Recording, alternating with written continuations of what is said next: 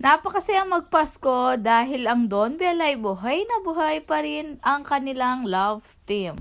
At napanood natin sila sa Christmas ID ng ABS-CBN. Every year ay hinihintay ng mga Don Bell fans ang appearance ng Don Bell. Sabi nga ng mga netizen, ang huling halas nila ay Don Bell. Sana ang Don Bell ay hanggang huli silang sila. Alam naman natin na nakasenter si God sa kanilang dalawa, na kahit walang aminin ang dalawa ay halatang halata sa kanilang kilos, the way na alagaan nila ang isa't isa. At narito ang patunay na lagi silang nag-church na magkasama. Pag busy naman sila sa virtual sila, nagsisimbang dalawa. At may lumabas na first date ni na Caroline at Bingo sa Can't Buy Me Love. Panoorin ito.